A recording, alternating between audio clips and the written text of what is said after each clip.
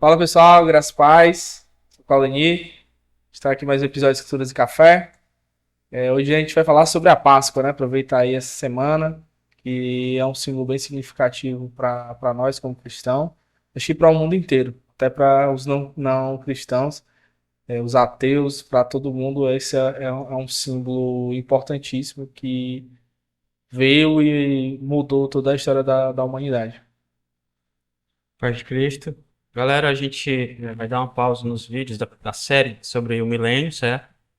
Justamente por conta dessa semana que a gente tem essa celebração, a comemoração da morte e ressurreição do Senhor Jesus, que, como a gente também já tinha feito um vídeo sobre o Natal, a gente achou importante, né, fazer um sobre a Páscoa. Então a gente vai explicar o que significa, né, essa, essa data festiva, mas que é um evento importante não só para cristãos, não só para pessoas sem religião, né? Os judeus comemoram essa data, né? Os cristãos, tanto católicos quanto evangélicos, comemoram essa data. Pessoas do mundo todo, né? Sabem, conhecem que é uma data importante para a humanidade. Então, eu queria ler um trecho aqui da passagem de Êxodo, né, que onde começou-se a celebrar esse evento. Se vocês conhecem um pouco de Bíblia, né, estou falando assim só para cristãos, mas até pessoas que não é do meio evangélico, sabe que existiu o Egito, o povo de Israel estava lá e houveram as pragas, né? Mesmo que alguns, né, possam considerar mito, né, mas sabe que tem essa história, essa narrativa bíblica das 10 pragas. Mas é assim, vale ressaltar que filósofos, né, escritos de filósofos egípcios, retrata as pragas do Egito para testificar que elas existiram, para quem não acredita. Exato. Então, aqui no livro de Êxodo, do 7 ao 10, capítulo 7 ao 10, são as 10 pragas ali que o Senhor determina para que o faraó, né, liberte o seu povo. Mas no capítulo 11, ele vai anunciar a execução da 10ª praga. E no 12, antes de acontecer a 10ª praga, a última praga, a pior praga de todas, né, que é a morte de todos os primogênitos, todos os egípcios, os servos dos egípcios, os animais dos egípcios, aquele que nasceu primeiro, ele morreria. O Senhor institui que todo ano o seu povo celebraria. Então, é todo o capítulo 12, mas eu vou ler com os irmãos, as irmãs, só alguns versículos do capítulo 12, né, sobre esse animal, esse cordeiro que ia ser morto, e todo ano ia ser feito esse rito, né, essa cerimônia. Então, um cordeiro que ia ser morto, e ele tinha que ter um ano, não poderia ter nenhum defeito, um sacrifício pascual. Capítulo 12, verso 10 diz: nada deixareis dele até pela manhã, o que porém ficar até pela manhã, queimá-lo-eis. Dessa maneira o comereis, lombo cingido, sandálios nos pés e cajado na mão, comê-lo-eis à pressa. É a Páscoa do Senhor, porque naquela noite passarei pela terra do Egito e ferirei na terra do Egito todos os primogênitos, desde os homens até os animais. Executarei juízo sobre todos os deuses do Egito. Eu sou o Senhor. O sangue vos será por sinal nas casas em que estiverdes. Quando eu vi o sangue, passarei por vós, e não haverá entre vós praga destruidora quando eu ferir a terra do Egito. Esse dia vos será por memorial, e o celebrareis como solenidade ao Senhor nas vossas gerações. O celebrareis por estatuto perpétuo. O que é interessante é que para muita gente, até para quem não entende, principalmente, não se aprofunda um pouco nos estudos, essa expiação que se dá antigamente com o povo de Israel através de animais, né, de cordeiros, para limpar e purificar os pecados das pessoas, é uma aproximação, uma tentativa de aproximação do povo de Israel com Deus. Mas isso já era um símbolo que tinha sido mencionado em toda a Bíblia, antes da libertação também. isso já tinha sido feito para testificar a aliança de Abraão, Isaac, Jacó, antes dessa libertação do povo de Israel, mas trazendo para a nossa Páscoa cristã é a morte de Cristo, né? Então, ali era podemos dizer, um treino para quando Cristo viesse, que a gente conseguisse entender o sentido ou o motivo dessa aproximação. Porque desde a queda de Adão em Gênesis, o homem ele se apartou de Deus. Então, a gente precisaria ter essa nova aproximação. Foi Jesus Cristo que nos proporcionou isso, né? Ele, através da sua morte, através do seu sangue, nos aproximou novamente de Deus. Então, a gente consegue ter essa proximidade. Aí a gente, voltando para o início da palavra de Deus ali, em Gênesis 3,15, ela resume todo esse propósito, né? Onde é citado uma profecia, onde Jesus seria crucificado, morto, e Satanás seria pisado e derrotado, embora naquele mesmo momento ele fosse morder o calcanhar de Cristo. Quer dizer, a descendência da mulher, que seria o descendente, esse descendente é o próprio Cristo que nos aproximaria novamente de Deus. Tem uma passagem que é interessante, e às vezes a gente acha sem motivo essa morte de Cristo, mas era necessário que isso acontecesse, justamente por essa questão da expiação. A gente já falou aqui sobre expiação nas 5 doutrinas da graça. E o livro de Isaías 53:10, ele diz o seguinte: Contudo, foi do propósito de Deus torturá-lo e fazê-lo passar por toda dor, e embora o Senhor o tenha feito como oferta pelo pecado da humanidade, ele verá a sua posteridade, prolongará os seus dias para sempre, e a vontade do Senhor prosperará em suas mãos. Então quer dizer, aqui ele está cumprindo, Gênesis 3,15, ele já sabia que seria torturado, que seria trocado por um ladrão naquele momento, que seria humilhado, que sofreria todos os tipos de dores possíveis.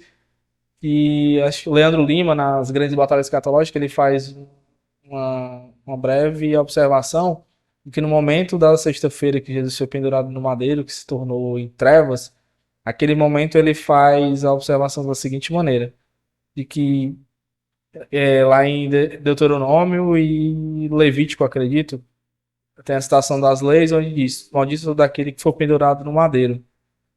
E naquele momento, o Cristo foi pendurado no madeiro e ele se tornou maldito, embora ele não tivesse merecido estar naquela situação.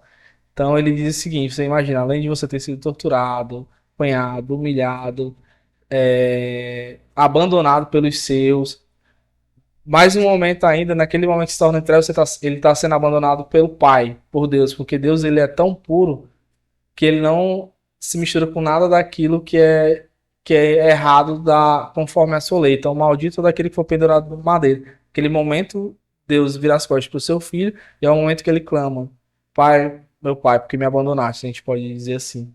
Então, ele passou por todas as dores possíveis para que a gente conseguisse hoje ter o acesso fácil à Bíblia, a gente conseguisse ter comunhão com a igreja, a gente conseguisse ter força acima do nosso pecado, a gente conseguisse não ser mais,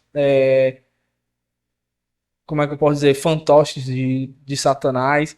Então, assim, hoje tudo que a gente deve, por estar na igreja, por ter esse acesso fácil, por ter uma vida boa e simples, tranquila, a gente pode dizer assim, mesmo diante de todas as situações que a gente vive, foi graças a Deus e graças a Jesus naquele momento em que ele se entregou para remir dos nossos pecados. O autor da carta da Epístola aos Hebreus, né, ele está falando do rol, dos heróis da fé, os heróis, os personagens bíblicos, né? Ele fala de Moisés ali, na parte final do texto de Moisés, ele fala 11:28, Hebreus 11:28, ele diz: pela fé celebrou a Páscoa e o derramamento de sangue, para que o exterminador não tocasse nos primogênitos dos israelitas. Então ele fala aqui que precisou derramar-se sangue. Tem outra passagem em Hebreus que fala disso também, né? Sem derramamento de sangue não há expiação de pecados. Então, desde todas aquelas cerimônias, todos aqueles ritos, né, de sacrificar vários tipos de animais, né, a gente vê uma sombra, né, apenas uma amostrazinha do que seria o sacrifício de Cristo. Só voltando aqui à questão do Êxodo, lá no início, quando o Senhor determina, institui essa celebração, a palavra hebraica Pessah, né, ou Páscoa, ela significa isso, passagem. Então, o anjo exterminador, o anjo vingador, ele passaria ali, e todos ali que não tivesse um sangue no cordeiro, como eu disse, sem marca, o cordeiro macho, ali no umbral da sua porta, no batente, né? Todas aquelas famílias ali tem um primogênito morto. Então, o sacrifício haveria algo tremendo, né, para uma família. Então, é uma representação do que ocorreria, né? Se tiver o sangue, haveria tanta libertação, né? O povo foi liberto do jugo da escravidão do Egito. Também houve livramento, né? Não morreu ninguém naquela casa. Da mesma forma, acontece quando o Senhor Jesus ele morre e sacrifica pelos seus e ressuscita, né? A vitória que ele conquistou para nós. Então, há essa libertação do pecado e há o livramento também do inferno, da ira de Deus. Então, com a sua morte e ressurreição, ou seja, sua vitória na cruz, né? Que para muitos aí, né, pode parecer uma derrota, ele morreu, né? Mas sua morte e ressurreição e agora sentado à destra de Deus, o que ele garante, né? Sua ressurreição garante isso, uma vida uma vida além da morte, né? A vida eterna com ele, um propósito além da cruz, uma vitória além da dor. Então, o sofrimento ou sacrifício, né? O sofrimento segundo os propósitos de Deus, ele não é uma derrota. Ele é um caminho para a glória, um caminho para vencermos com ele, como até o livro do William Hendricks, né? Mais que vencedores por isso, né? Porque mesmo aqueles mártires decapitados ou no Coliseu ali, mortos pelos animais, cristãos queimados ou gente sendo perseguido, mártires hoje em dia em outras nações, principalmente em ditaduras ou no mundo muçulmano aí, forte perseguição que há em muitas nações, né? Eles são mais que vencedores, porque eles já têm um acesso primeiro, né, para a glória, para o paraíso. Isso é interessante, tá? A gente cita muito, acho que praticamente todo mundo, até quem não é de igreja, conhece João 3,16, né? Deus amou o mundo de tal maneira que deu seu Filho unigênito para todo aquele nele crer, não pereça, mas tenha a vida eterna. É muito bonito quando a gente fala do amor de Deus, do amor de Cristo por nós, mas existe uma questão interessante que a gente deixa passar, que é a ira de Deus. Deus ele também está guardando o cálice de ira, como é citado nas escrituras. Essa ira está se acumulando conforme os pecados que você comete, que eu cometo, que todo mundo comete. E esse pecado, esse cálice de ira sobre o pecado, ele vai ser derramado e vai ser abrasador para todos os pecadores, aqueles condenados ao inferno. Eu quero trazer dois exemplos de como a gente pode entender essa ira, né? Eu acho que vou trazer para algo recente, mas que é bem antigo, é uma citação, vou parafrasear a Paul Walsh no livro Verdadeiro Evangelho. No livro Verdadeiro Evangelho ele faz faz o exemplo da seguinte maneira, de que Cristo ele é uma barragem e ele está segurando toda aquela água. Então, se você imagina, agora o exemplo que a gente vai trazer para os dias atuais, 2024, a gente teve Rio Grande do Sul.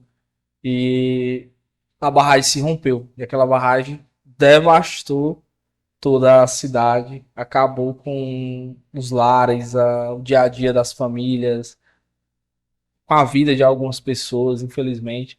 Mas é um exemplo. Cristo, ele é essa barragem que segurou todo esse cálice de dinheiro. Você imagina se não tivesse esse intermediador, essa pessoa segurando essa ira divina que era para ter sido para mim, para o Darlan, para você que está nos acompanhando, para todo mundo, mas através da vinda de Jesus e da sua vida aqui e dessa expiação, ele suportou todo esse cálice de ira para que a gente não tivesse que passar por isso. Então, hoje a gente só fala, você é abordado na rua, geralmente por boa parte de missionários, onde eles dizem, Jesus é amor, Jesus é amor, Deus é amor, Deus é amor. De fato está correto. Mas às vezes a gente acaba não percebendo que Deus também ele é justo. que a sua justiça ela é perpétua para sempre. Então, se a gente comete pecado contra Deus, é contra Deus, não é contra um homem, é contra Deus. E ele é justo, é uma coisa que a gente tem que entender isso. Então, cada vez que você comete um pecado, se lembre que esse pecado que você está cometendo, Jesus está suportando uma dor por sua causa. Então, é bem interessante pensar da seguinte maneira. A gente trazendo para um exemplo mais geek, podemos dizer assim, lá um clássico Homem-Aranha, né, do Tobey Maguire, naquele momento que ele segura o trem, a gente pode interpretar da mesma maneira. Digamos que aquele trem que iria devastar a vida de várias pessoas seria a ira de Deus e Jesus seria ele, o Homem-Aranha que está segurando aquela ira. Então, que está suportando toda aquela dor, que todo mundo está presenciando aquela dor. Mesmo assim, alguns ainda o entregam no final, né, e tal, que é o que acontece com Jesus da mesma maneira, mas são exemplos que a gente pode tentar minimamente, isso eu digo, minimamente, interpretar a dor que Jesus suportou para que a gente tivesse esse acesso a Deus. Se você consegue orar a Deus e Ele escuta as suas orações, é graças à morte de Cristo. Aquele momento que Ele passou, toda aquela dor que Ele sofreu. Tem uma passagem em 1 Coríntios, né? Paulo ensina como a gente se portar de acordo com, fazendo essa analogia com a Páscoa, né? A comemoração, né? Como o cristão deve se comportar. Então ele fala, 1 Coríntios 5, 7, ele fala, lançai fora o velho fermento, para que sejais nova massa, como sois de fato, sem fermento. Pois também Cristo, nosso Cordeiro Pascal, foi imolado. Por isso celebramos a festa, não com o velho fermento, nem com o fermento da maldade e da malícia, e sim com os asmos da sinceridade e da verdade. Então, o que é esse fermento, né? A gente não é pão para ter fermento, não é bolo, mas ele está falando do pecado, né? Não sejam dominados. Quando ele fala nova massa, sejam novas criaturas, porque Cristo morreu para isso, para, como eu disse, libertados do pecado, do jugo. Tanto ele liberta da domínio do pecado quanto da culpa, né? Pelo pecado, pelo seu sacrifício em nosso lugar. Então ele é esse Cordeiro Pascal que sofreu, padeceu todas as punições, né? Quem mereceu era nós mesmos. E Pedro, né, na sua epístola, 1 Pedro 3, ele já faz outra alusão. Ele nos regenerou para uma esperança viva por meio da ressurreição de Jesus Cristo dentre os mortos. Então, tem até uma passagem em Coríntios também, acho que é 1 Coríntios 15, 17, que fala da ressurreição. Então, a gente crê com todas as nossas forças que esse evento não é apenas uma mitologia, não é apenas fantasia, ele é o mote, é o nosso motivo, né, de viver. Paulo fala isso em 1 Coríntios 15, 17, se eu não me engano. Que a vitória de Jesus sobre a morte é o que confere sentido ao cristianismo, né? Se não houvesse ressuscitado, seria vã a nossa fé, como Paulo fala. Então, a morte, padecer em nossa cruz, na cruz, em nosso lugar, conquistou, né, a libertação do pecado, e ele ressuscitar e ascender a Deus também conquistou um lugar na morada eterna com ele, com Deus. Então a gente tem essa nova esperança, como Pedro ensina, como Paulo ensina, né? Como o Senhor Jesus já ensina nos evangelhos. Todos os apóstolos ensinam isso. Que em Hebreus também a gente vê bastante isso, essas associações com o sacerdote, com todas as cerimônias do Antigo Testamento, e tudo ali foi cumprido em Jesus. Então, por isso que a gente não tem que estar preso esses anos, dias, né, esses calendários, horóscopo, dessas superstições, porque tudo isso morreu com Cristo na cruz. Todas as obras, né, todos esses cumprimentos de cerimônias, essas 613 leis que os judeus eles implementaram aí, adicionaram, tinham que ser cumpridas, né? Tudo isso morreu com Cristo na cruz. O que resta é a fé, né? A fé nele, no seu sacrifício, a fé que ele morreu em nosso lugar, antes pecadores, inimigos de Deus, agora somos também chamados filhos, né? Filhos do Altíssimo. Vou citar algo que eu ouvi de um amigo há uns anos atrás, e ele diz o seguinte: hoje o vídeo vai ser postado no dia 17, amanhã, sexta-feira, 18 de abril de 2025, né? Porque pode ser que você esteja ouvindo esse vídeo em outro dia, mas amanhã é a verdadeira Black Friday. Amanhã é a verdadeira sexta-feira preta, a gente pode dizer assim, tradução literal, que é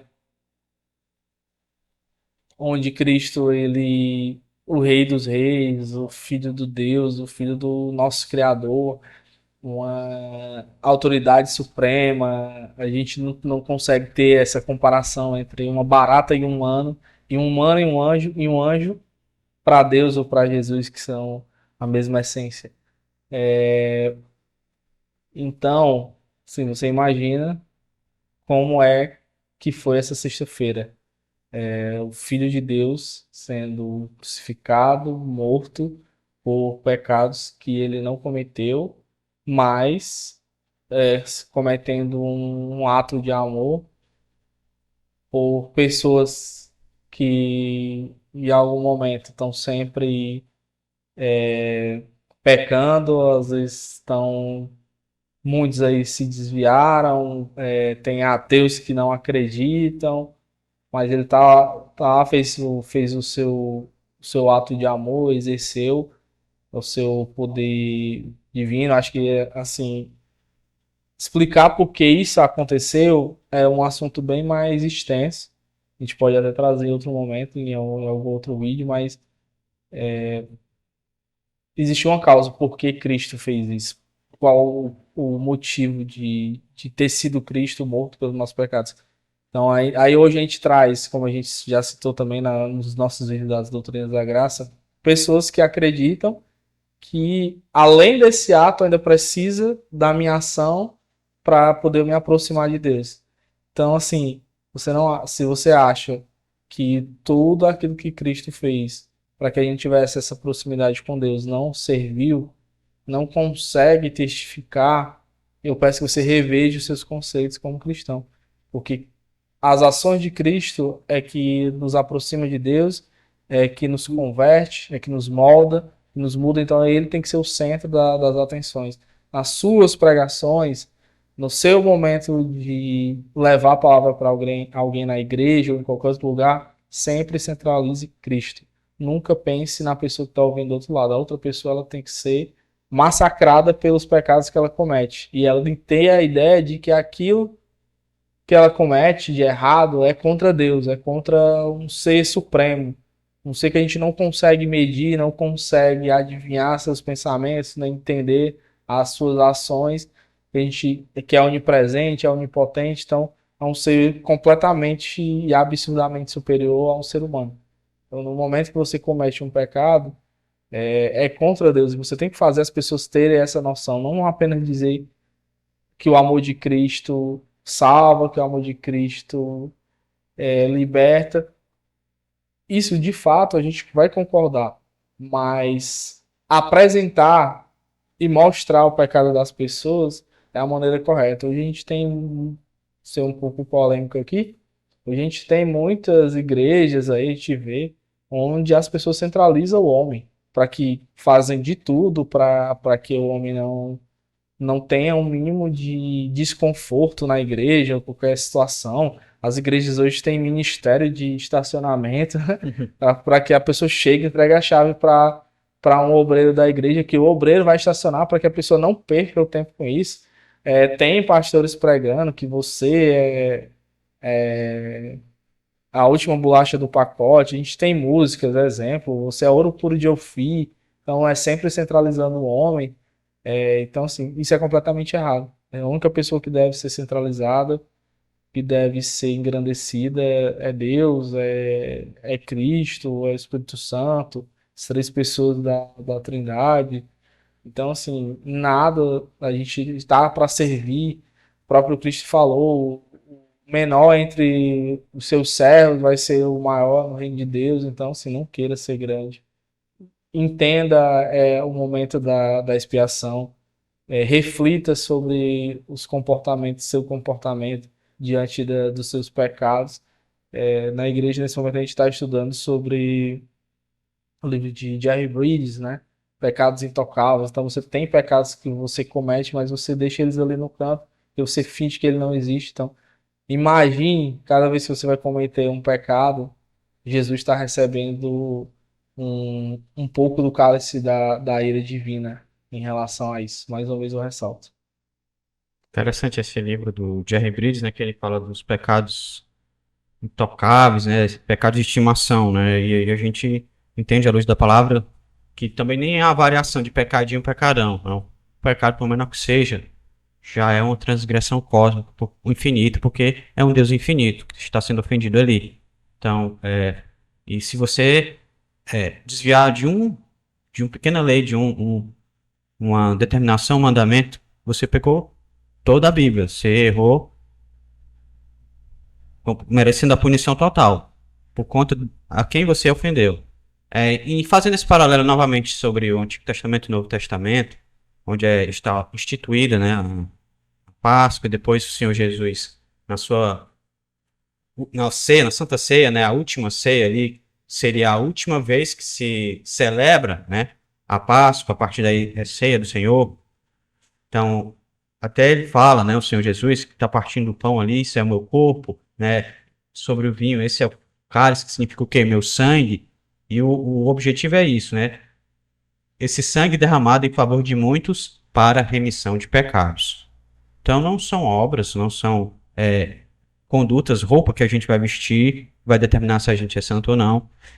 Não é quanto a gente dá de dízimo na igreja, ou quanto de seguidores a gente tem, né, de views. É o sangue de Cristo que faz isso, né?